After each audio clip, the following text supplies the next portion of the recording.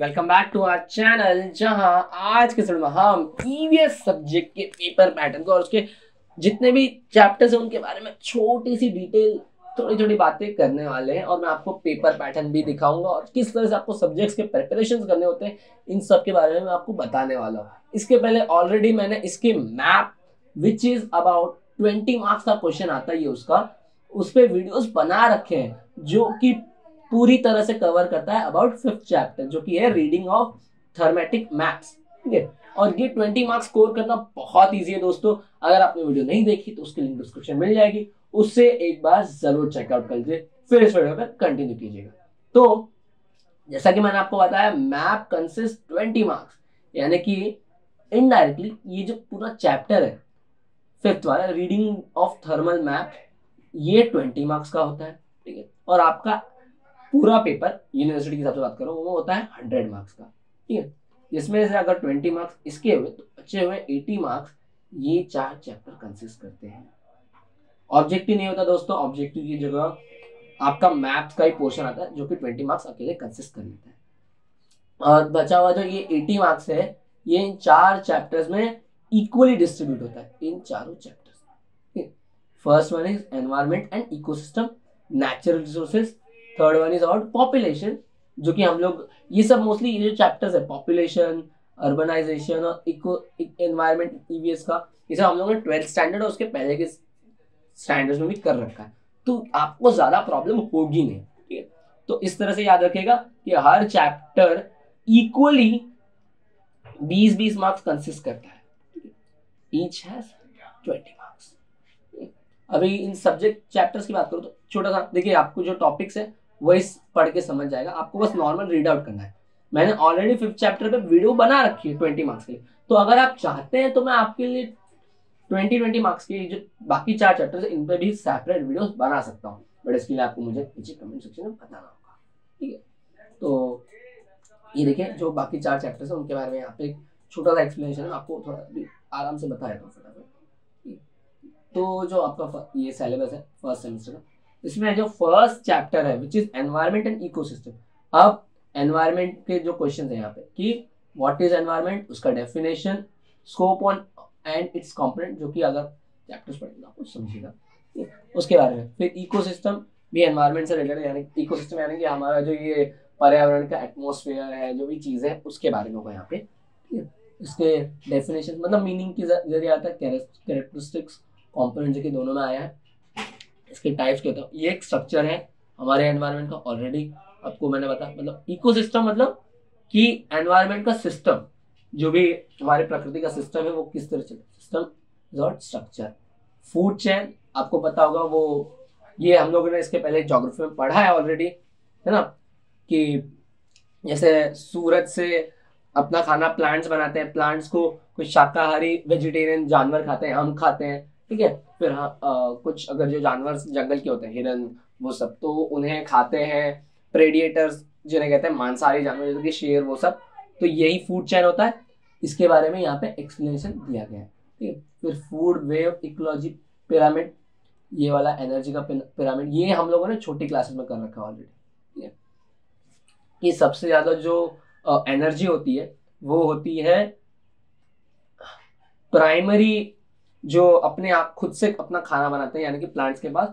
फिर उससे थोड़ी कम एनर्जी आती है उनके ऊपर जो उन्हें खाते हैं, उन पे जीवित रहते हैं हम इंसान और शाकाहारी जानवर, और उससे कम जाती है मांसाहारी जानवर, जो इंसान मतलब मरने के बाद जो बैक्टीरिया करते हैं। बट अगर कोई जंगली जानवर भी खा लेगा तो जंगली जानवर भी खाते हैं इंसान से, तो उसके ये उसके बारे में रहेगा।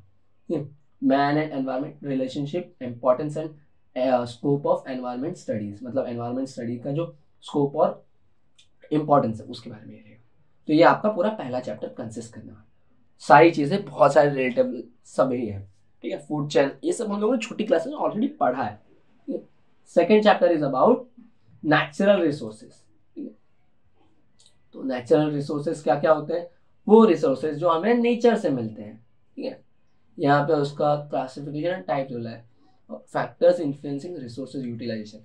अब आपके हिसाब से कि ऐसे कौन से फैक्टर्स, ये आपको सिर्फ छोटे में बता रहा हूँ, अगर आपको कंफ्यूजन हो रहा है पहले चैप्टर में जितनी भी चीजें बताई, ये आपको जो जो चीजें रिलेटेबल लग रही होंगी पुरानी क्लास से, आप रीड आउट खुद से भी कर सकते हैं as a self study. EVS बहुत इजी सब्जेक्ट है, बस आपको रीड आउट करना होता है थियरी सब्जेक्ट्स में, ठीक है।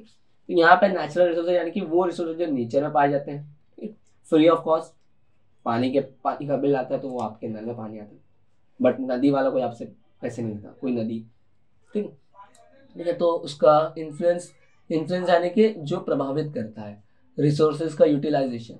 अगर किसी एरिया का, किसी पर्टिकुलर नदी के पास पॉपुलेशन जो है वो कम है, ठीक है, तो उस रिसोर्सेज का यूज भी कैसा होगा सर, कम ही होगा। अगर ज़्यादा है तो ज़्यादा होगा, है ना।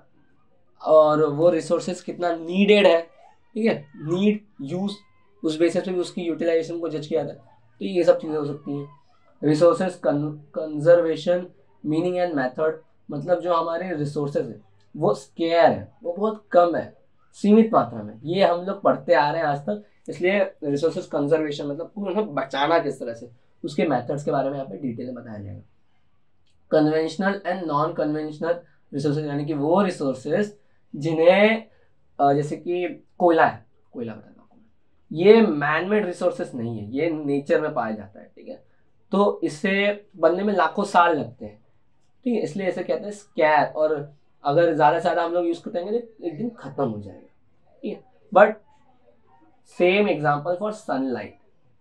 सनलाइट क्या है, एक असीमित ऊर्जा, एक अनलिमिटेड रिसोर्सेज का एक ये सोर्स है, अनलिमिटेड एनर्जी का रिसोर्स है। तो ये नॉन कन्वेंशनल या कन्वेंशनल, ये सब छोटे क्लास में हमने पढ़ा है। Problem exist with the management of water, forest, energy conservation, resource utilisation and sustainable development. Sustainable development TY BCom के इकोनॉमिक्स के पूरा एक चैप्टर है। सस्टेनेबल डेवलपमेंट का मतलब कि रिसोर्सेज का यूज इस तरह से करना। अब देखिए, रिसोर्सेज का यूज करना हम तो बंद नहीं कर सकते, बट वो रिसोर्सेज का यूज इस तरह से करना ताकि हम लोग फ्यूचर जनरेशन के लिए भी उसे बचा सके, ठीक है, और अपने लिए भी ढंग से यूज कर सके। इसे कहते हैं सस्टेनेबल डेवलपमेंट। तो ये सेकंड चैप्टर पूरा इसके बारे में होगा। And the third one is chapter is about population. तो अब ये तो नहीं पूछेगा पॉपुलेशन क्या होता है, बहुत ही अलग सा क्वेश्चन है, ठीक है। तो यहाँ पे पूछा जाएगा population explosion in the world and in India. Mostly ये जो चैप्टर होगा बेस्ड होगा कहाँ के पॉपुलेशन के बारे में, इंडिया के। करंटली हम लोग की पॉपुलेशन सेकंड नंबर पे है चाइना के बाद, बट ऐसा कहा जा रहा है कि आने वाले सालों में ऑब्वियसली हम चाइना को अंडरटेक कर जाएंगे, ओवरटेक सॉरी, ठीक है। तो उसे हरा देंगे पॉपुलेशन एक्सप्लोजन में। अब कुछ लोग कहते हैं कि ज़्यादा पॉपुलेशन होना बहुत हानिकारक है, कुछ कहते हैं कि ज़्यादा पॉपुलेशन यानी कि ज़्यादा मैन पावर, ठीक है, ज़्यादा क्वालिटी पीपल्स हो सकता है, या फिर चीप लेबर, ये सब चीज़ें हैं इकोनॉमिक्स से रिलेटेड। तो मैं उसमें डिटेल में नहीं जाऊँगा, बट यहाँ पे पॉपुलेशन एक्सप्लोजन के बारे में कहा जाएगा। अब ये पॉपुलेशन एक्सप्लोजन हम लोगों ने ऑलरेडी इकोनॉमिक्स में पढ़ा है, जहाँ पे बर्थ रेट ज़्यादा होगी और डेथ रेट कम, मतलब कि लोग पैदा ज़्यादा होंगे और मरेंगे कम। तो इससे क्या होगा कि जो पर्टिकुलर एरिया है, पर्टिकुलर नेशन है, मोस्टली इंडिया का कहा जाए तो वहाँ पे जनसंख्या बढ़ते ही जाएगी, क्योंकि लोग पैदा तो हो रहे हैं जितने दर से, उतने दर से लोग मर नहीं रहे, उससे बहुत ही कम। मतलब अगर एक दिन में 10,000 बच्चे पैदा होंगे, लेकिन लोग सिर्फ 1,000 या 2,000 लोग मरेंगे बस। तो इसका मतलब पहले के जो लोग थे वो तो है ही यहाँ पे एग्जिस्ट कर रहे हैं, उल्टा और नए नए लोग आते जा रहे हैं। तो इससे क्या होगा, जगह भरते जाएगी। ये है पॉपुलेशन एक्सप्लोजन के बारे में। तो यहाँ पे उसके बारे में बताया गया है कि demographic transit theory, pattern of population growth, ये सब कुछ, ये सब हम लोगों ने पढ़ा है ऑलरेडी, ठीक है। एंड इज अबाउट, यहाँ पे एक और कॉन्सेप्ट जो मेरे हिसाब से इंपॉर्टेंट मुझे लगता है, is about human development index, यानी कि HDI कहते हैं इसे। इसके बारे में यहाँ पे कॉन्सेप्ट होगा, ये मेरे हिसाब से इंपॉर्टेंट क्वेश्चन है।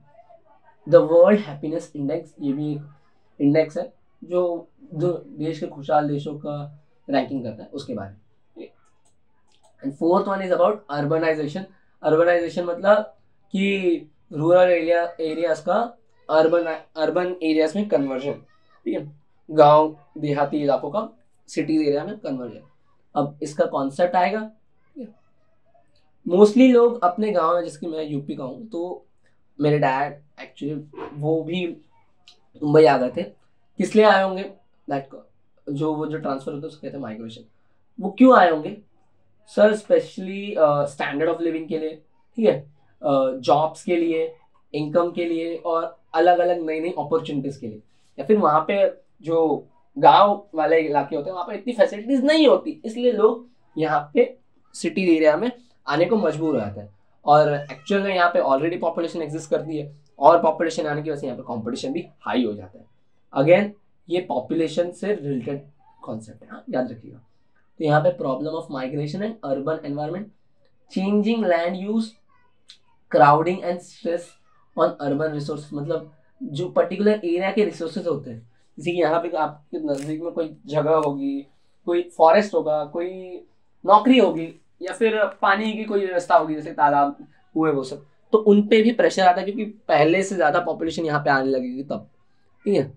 और यहाँ पे बिजनेसेस भी बढ़ेंगे क्योंकि ऑलरेडी ऑब्वियसली यहाँ पे ज़्यादा लोग रहेंगे, तो बिजनेसेस के लिए, लोगों को जॉब प्रोवाइड करने के लिए बिजनेस तो खोलने पड़ेंगे, और उनसे क्या नुकसान होगा ये सब यहाँ पे आएगा। तो होप सो कि आपको ये चारों चैप्टर्स का एक छोटा सा ब्रीफ एक्सप्लेनेशन मेरा समझा होगा, पसंद आएगा। हाँ तो प्लीज वीडियो को लाइक करें, और अगर आपको पर्टिकुलर चैप्टर्स पे सेपरेट वीडियोस चाहिए तो नीचे कमेंट सेक्शन में जरूर बताएं।